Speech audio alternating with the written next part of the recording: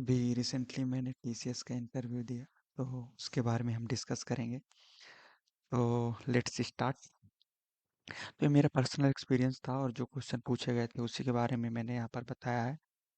Generative AI and Python and project से related question पूछे गए थे। सम कोडिंग क्वेश्चन भी हैं इसमें, तो आप लोग देखिएगा लास्ट तक। तो लेट्स स्टार्ट।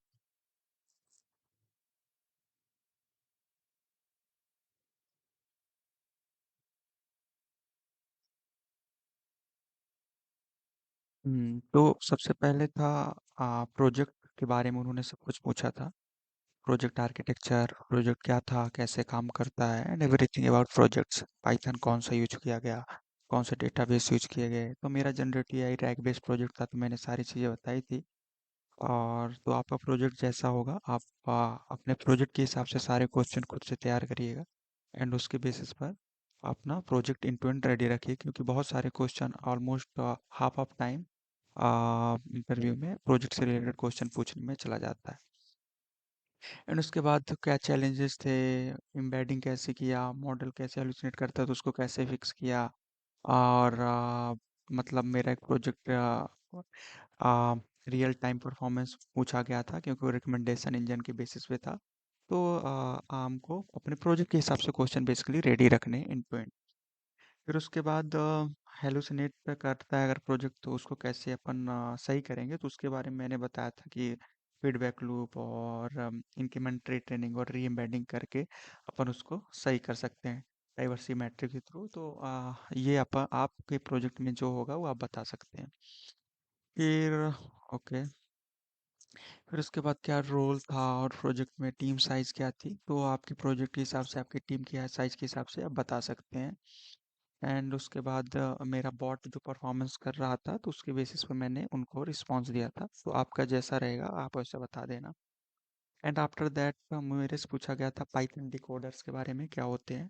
तो मैंने पाइथन डिकोडर्स बताया था कि इसमें हम बेसिकली जब न्यू फंक्शनलिटी ऐड करना होता है एग्जिस्टिंग ऑब्जेक्ट में, तब हम इसको यूज करते हैं फॉर मॉडिफाइंग द स्ट्रक्चर। तो आप अपने हिसाब से उसको बता सकते हैं। एंड उन्होंने उससे कोड भी लिखवाया था, तो ये कोड जो है डिकोडर कोड एग्जांपल, ये आप लोग खुद से प्रैक्टिस करके आप बता सकते हैं। एंड अपार्ट फ्रॉम दैट उन्होंने लिस्ट एंड टपल में डिफरेंस पूछा था। तो लिस्ट जैसा आपको पता है कि can be changed after creation, basically इस ये म्यूटेबल होता है और ये इम्यूटेबल होता है tuples. And list dynamics dynamic होता है और टपल्स स्टैटिक्स होता है। सिंटैक्स बेसिकली ये स्क्वायर ब्रैकेट होता है और टपल पैरेंथेसिस होता है। और tuple basically faster than list होता है। तो ये आप बता सकते हैं। और ये अगर उन्होंने कुछ अगर कोड लिखवाया आपसे कैसे अपन डिनोट करना है, तो आप ऐसा कोड बना सकते हैं। एंड अपार्ट फ्रॉम दैट उन्होंने मेरे से क्लास स्ट्रक्चर और टू पैरामीटर्स का ऑब्जेक्ट ओरिएंटेड रिलेटेड कोड लिखवाया था। तो आप इसका थोड़ा क्लास एंड ऑब्जेक्ट का भी प्रिपरेशन कर लीजिएगा। फिर उन्होंने एक कोड बनाया था reviewing duplicate without A for loop. तो मैंने क्या किया था, सेट यूज किया था इनसाइड लिस्ट और उसके बाद यूनिक लिस्ट करके उसको मैंने प्रिंट करा दिया था।